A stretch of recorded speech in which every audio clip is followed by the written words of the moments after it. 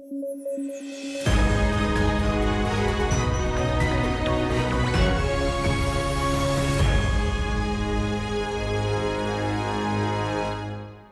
News at 9 programme में आपका स्वागत है। मैं हूं अमृत उपाध्याय। आइए जल्दी से देखें आज के हेडलाइंस। एएमयू को मिल सकता है अल्पसंख्यक संस्थान का दर्जा। सुप्रीम कोर्ट ने 1967 का अपना फैसला पलटा। सरकार ने 2016 में बदल दिया था स्टैंड। यूपी महिला आयोग ने दिया एक प्रस्ताव, महिलाओं के लिए टेलरिंग और हेयर कट न करें पुरुष। राज्य सरकार से कानून बनाने की होगी मांग। और एनआईए ने आयोजित की एंटी टेरर कॉन्फ्रेंस। सरकार लेकर आएगी काउंटर टेररिज्म रणनीति। रोकथाम को किया जाना चाहिए रणनीति में शामिल। आइए शुरू करें। सुप्रीम कोर्ट की 7 जजों की संवैधानिक पीठ ने अलीगढ़ मुस्लिम यूनिवर्सिटी को लेकर एक बड़ा फैसला दिया है। कोर्ट ने इस फैसले में एस अजीज बादशाह बनाम भारत संघ मामले के 1967 के अपने फैसले को पलट दिया। एस अजीज बादशाह बनाम भारत संघ मामले में कहा गया था कि अलीगढ़ मुस्लिम यूनिवर्सिटी एक अल्पसंख्यक संस्थान नहीं है। सुप्रीम कोर्ट में 7 जजों की बेंच 2006 के इलाहाबाद उच्च न्यायालय के फैसले से जुड़ी याचिका पर विचार कर रही थी। इसमें कहा गया था कि 1920 में इंपीरियल कानून से बना एएमयू कोई अल्पसंख्यक संस्थान नहीं है। देखिए, एस अजीज बादशाह बनाम भारत संघ मामले में सुप्रीम कोर्ट ने अलीगढ़ मुस्लिम यूनिवर्सिटी एक्ट 1920 का हवाला देते हुए कहा था कि एएमयू को न तो मुस्लिम समुदाय के द्वारा गठित किया गया था, न ही इसका प्रशासन मुस्लिम समुदाय के द्वारा किया जाता है। भारतीय संविधान के अनुच्छेद 30(1) के तहत किसी संस्थान को अल्पसंख्यक दर्जे के लिए अल्पसंख्यकों द्वारा स्थापित होना चाहिए। अब हम एक बार अलीगढ़ मुस्लिम यूनिवर्सिटी की कहानी को शुरू से समझ लेते हैं। देखिए, साल 1875 में सर सैयद अहमद खान ने मोहम्मडन एंग्लो ओरिएंटल कॉलेज स्थापित किया था। इसका मकसद भारत में मुसलमानों को आधुनिक शिक्षा प्रदान करना था, जिन्हें सामाजिक और शैक्षणिक रूप से पिछड़ा माना जाता था। बाद में यही संस्था एएमयू की स्थापना का आधार बनी। साल 1920 में इंडियन लेजिस्लेटिव काउंसिल ने इसी कॉलेज को the Aligarh Muslim university act के जरिए अलीगढ़ मुस्लिम यूनिवर्सिटी में तब्दील कर दिया था।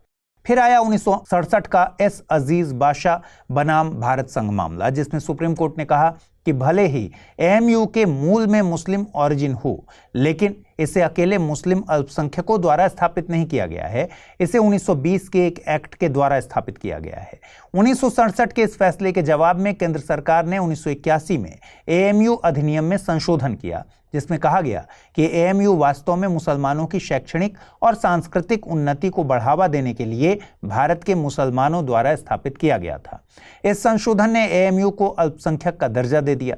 फिर 2005 में एक और कंट्रोवर्सी हुई। एएमयू ने पोस्ट ग्रेजुएट मेडिकल कोर्स में मुस्लिम छात्रों के लिए 50% का आरक्षण लागू कर दिया। मामला फिर कोर्ट पहुंचा। इसी पर इलाहाबाद हाई कोर्ट का 2006 वाला फैसला आया था। इसमें कहा गया कि एएमयू अल्पसंख्यक दर्जे का दावा नहीं कर सकता, क्योंकि 1967 के सर्वोच्च न्यायालय के फैसले के मुताबिक यह अल्पसंख्यक संस्थान नहीं है। 2016 में एक बार फिर स्थिति बदली। सत्ता में थी नरेंद्र मोदी की सरकार, और सरकार ने एएमयू के अल्पसंख्यक दर्जे वाली अपील ही वापस ले ली। सरकार ने कोर्ट के 1967 के फैसले को न केवल माना, बल्कि 1920 में एएमयू के धार्मिक दर्जे को खत्म होने की बात स्वीकारी।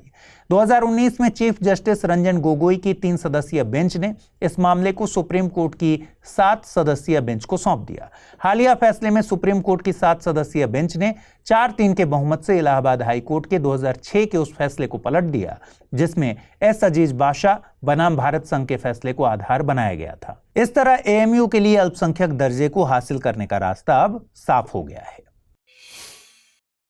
उत्तर प्रदेश महिला आयोग ने महिलाओं को पुरुषों की बुरी नजर से बचाने के लिए एक अचूक समाधान दिया है। दरअसल यूपी के महिला आयोग ने कहा है कि पुरुषों को न तो महिलाओं के कपड़े सिलने चाहिए और न ही उनका हेयर कट करना चाहिए। उत्तर प्रदेश महिला आयोग में चेयरपर्सन के पद पर हैं बबीता चौहान।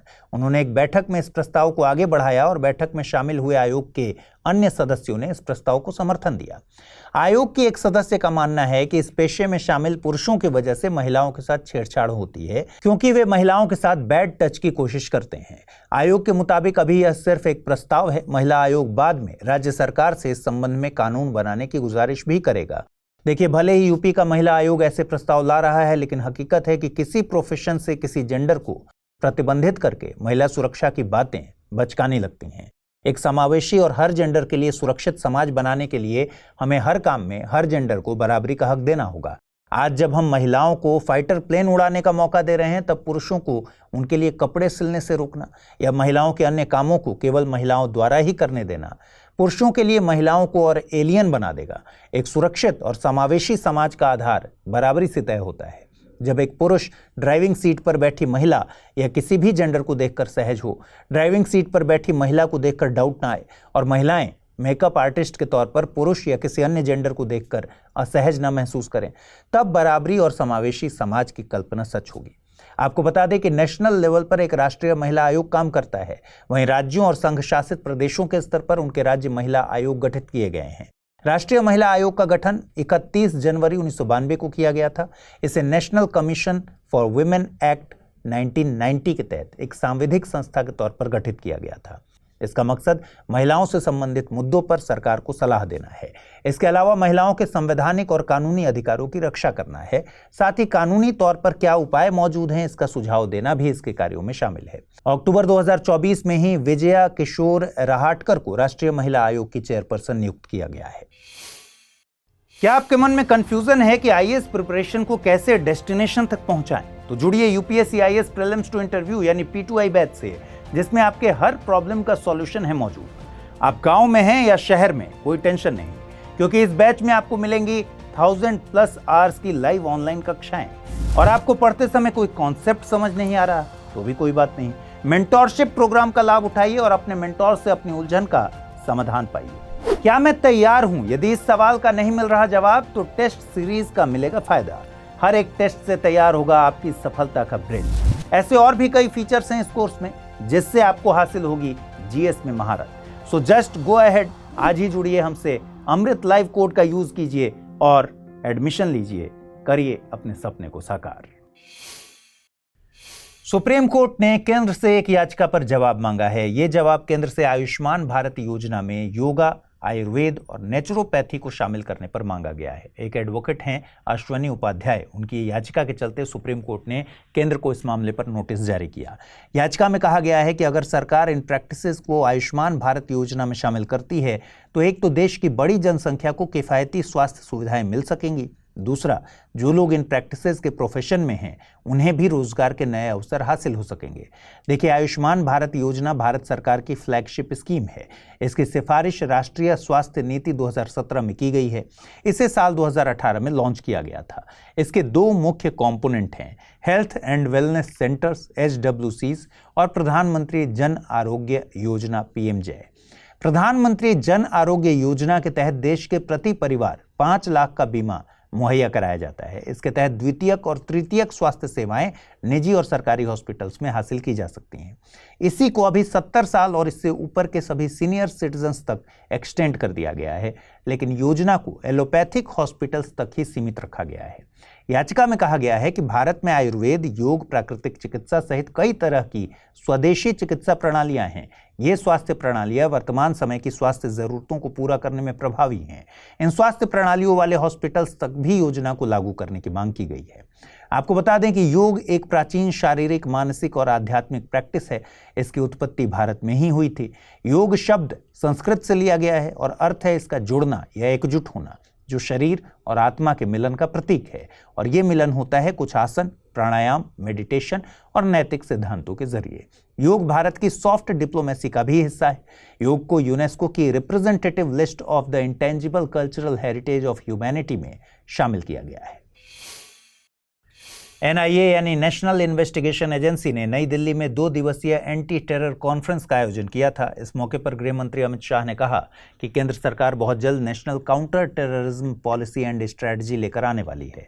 इसके अलावा उन्होंने आतंकवाद, आतंकवादियों और उनके पूरे इकोसिस्टम से लड़ने के लिए एक इंटीग्रेटेड अप्रोच की जरूरत बताई है।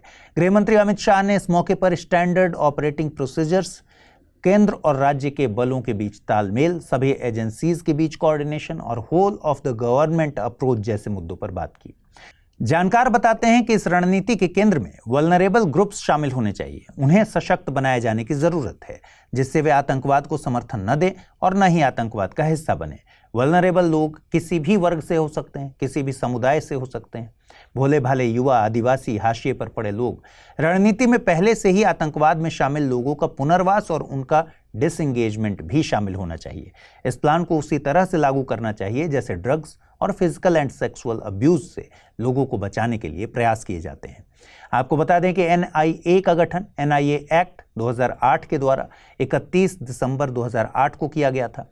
गौरतलब है कि इसकी स्थापना 26 नवंबर 2008 को मुंबई में हुए आतंकवादी हमले के बाद की गई थी। इसे national counter terrorism law enforcement agency का दर्जा दिया गया है। इसका मुख्यालय नई दिल्ली में है। आइए देखें आज का टर्म ऑफ द डे। आज का टर्म ऑफ द डे है सिल्वर डिविडेंड। इसके लिए हिंदी शब्द है रजत लाभांश। देखिए, आपने डेमोग्राफिक डिविडेंड के बारे में सुना होगा, जिसमें किसी देश की बढ़ती युवा आबादी का लाभ उसे एक बड़ी वर्किंग पॉपुलेशन या फिर कार्यशील आबादी के तौर पर देखने को मिलता है। वहीं सिल्वर डिविडेंड में बुजुर्ग आबादी से होने वाले सामाजिक और आर्थिक लाभ की बात कही जाती है। देखिए, वृद्ध होती आबादी यानी एजिंग पॉपुलेशन एक वैश्विक प्रवृत्ति है, लेकिन भारत और चीन जैसे देशों में इसका प्रभाव ज्यादा स्पष्ट है, क्योंकि इन देशों की आबादी बहुत बड़ी है। ये देश डेमोग्राफिक शिफ्ट का सामना कर रहे हैं, जहां आबादी का एक बड़ा हिस्सा बुजुर्ग हो रहा है, वृद्ध हो रहा है। इसलिए सिल्वर डिविडेंड की बात की जा रही है। बुजुर्गों की यह आबादी आर्थिक तौर पर लाभकारी साबित हो सकती है अगर इन्हें नई तकनीकों को सिखा दिया जाए। वहीं दूसरी तरफ सामाजिक लाभ की बात करें तो नई पीढ़ी को अनुभव सिखाकर बुजुर्गों से सामाजिक लाभ हासिल किया जा सकता है। आइए देखें आज का rapid news. Gujarat dedicated semiconductor policy को लागू करने वाला भारत का पहला राज्य बन गया है। गुजरात सरकार ने विकसित भारत एट 2047 के तहत गुजरात सेमीकंडक्टर पॉलिसी 2022 से 2027 लागू की है। इस नीति के जरिए सेमीकंडक्टर उद्योग क्षेत्र में गुजरात को टॉप पर लाने का टारगेट रखा गया है। नीति में कैपिटल एक्सपेंडिचर खर्च पर 40% सब्सिडी के अलावा बिजली और पानी पर विशेष रियायतें भी शामिल हैं। आपको बता दें कि केंद्र सरकार ने 2021 में इंडिया सेमीकंडक्टर मिशन को मंजूरी दी थी। सेमीकंडक्टर आमतौर पर सिलिकॉन से बनी चिप्स होती हैं, जिनका इस्तेमाल स्मार्टफोन, कंप्यूटर, उपग्रह, cloud services, electric vehicle, artificial intelligence और कॉम्प्लेक्स इंफ्रास्ट्रक्चर से लेकर डिफेंस सिस्टम जैसे इलेक्ट्रॉनिक्स क्षेत्रों में होता है। नई दिल्ली में अंतर्राष्ट्रीय सौर गठबंधन का 7वां सत्र संपन्न हुआ, जिसमें एक खास तकनीक एग्री वोल्टाइक प्रणाली पर चर्चा हुई। इसे कृषि वोल्टीय प्रणाली या सौर खेती भी कहते हैं। यह एक ऐसी तकनीक है जिसमें किसान अपने खेतों में सौर पैनल्स के नीचे फसलें उगा सकते हैं, जिससे फसल के साथ साथ बिजली भी पैदा हो सके।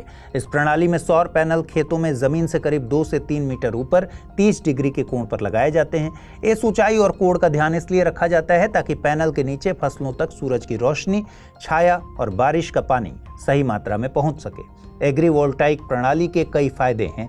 इससे किसान अपनी जमीन का पूरा उपयोग कर सकते हैं, क्योंकि एक ही जगह पर फसल और बिजली दोनों का उत्पादन होता है। इसके अलावा पैनल की आंशिक छाया से कुछ फसलों की पैदावार भी बढ़ सकती है। भारतीय रिजर्व बैंक रुपया वोस्ट्रो खातों के इस्तेमाल को बढ़ाने की योजना बना रहा है, जिससे भारत के व्यापारी और निवेशक दूसरे देशों में उधार लेने, पूंजी निवेश करने और घरेलू बाजार में निवेश के लिए इसका लाभ उठा सके। इसका मकसद रुपए को अंतर्राष्ट्रीय व्यापार और वित्तीय बाजारों में अधिक महत्वपूर्ण बनाना है। फिलहाल भारत ने 22 देशों के साथ रुपया वोस्ट्रो खाते का समझौता किया है, लेकिन अभी केवल रूस, श्रीलंका और मालदीव में यह सक्रिय है। आरबीआई अगले 6 महीनों में इस व्यवस्था का विस्तार करने के लिए एक नया ढांचा लाने की तैयारी कर रहा है। वोस्ट्रो खाता विदेशी मुद्रा में लेन देन के लिए एक ऐसा बैंक खाता है जिसे एक विदेशी बैंक द्वारा भारतीय बैंक में खोला जाता है। हाल ही में भारत कैरिकॉम संयुक्त आयोग की दूसरी बैठक आयोजित हुई, जिसमें दोनों पक्षों ने द्विपक्षीय संबंधों की समीक्षा की। बैठक में आर्थिक, कृषि, स्वास्थ्य, ऊर्जा और सांस्कृतिक सहयोग जैसे विषयों पर चर्चा की गई। कैरिकॉम यानी कैरेबियाई कम्युनिटी एक क्षेत्रीय संगठन है, जिसकी स्थापना 1973 में चागुआ रामस की संधि के तहत हुई थी। इसका मकसद कैरेबियाई देशों के बीच आर्थिक एकीकरण, सहयोग और विदेश नीति का समन्वय बढ़ाना है। कैरिकॉम के 15 सदस्य देश और 6 सहयोगी सदस्य हैं। आइए जल्दी से देखें आज के बुलेटिन पर आधारित प्रश्न। पहला सवाल है, मोहम्मडन एंग्लो ओरिएंटल कॉलेज की स्थापना निम्नलिखित में से किसके द्वारा की गई थी? सर सैयद अहमद खान, मोहम्मद अली जिन्ना, मौलाना अबुल कलाम आजाद या फिर खान अब्दुल गफ्फार खान? अगला प्रश्न है, राष्ट्रीय महिला आयोग के चेयरपर्सन के पद पर किसे नियुक्त किया गया है?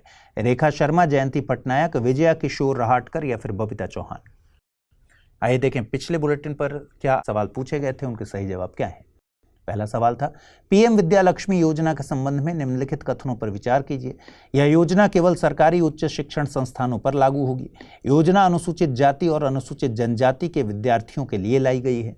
सही कथन या कथनों को चुनना था, केवल एक, केवल दो, एक और दो दोनों, न तो एक न ही दो। सही जवाब है विकल्प डी, दोनों कथन यहाँ गलत हैं। अगला प्रश्न जो मैंने पूछा था, वे क्रांतिकारी विचारों के जनक के तौर पर जाने जाते हैं। उन्होंने पारिदर्शक और वंदे मातरम नाम के पत्र पत्रिकाओं को पब्लिश किया। एम्पायर आइडिया नाम के राजनीतिक विचार के लिए वे प्रसिद्ध हुए। वे थे लाला लाजपत राय, बाल गंगाधर तिलक, बिपिन चंद्र पाल, अरविंद घोष। सही जवाब बिपिन चंद्र पाल, विकल्प सी। तो जल्दी से इस बुलेटिन को लाइक कर दीजिए। आज इस बुलेटिन में इतना ही। कल रात पूरे हफ्ते के कंपाइलेशन के साथ आपसे मुलाकात होगी। ख्याल रखिए अपना, ठीक से पढ़ाई कीजिए। अगर आप इस बुलेटिन की पीडीएफ हासिल करना चाहते हैं, अमृत उपाध्याय 007 टेलीग्राम चैनल है जिस पर इसकी पीडीएफ रोजाना मिलती है। और आज जो सवाल मैंने पूछे हैं उनके सही जवाब कमेंट सेक्शन में जरूर दीजिएगा। नमस्कार।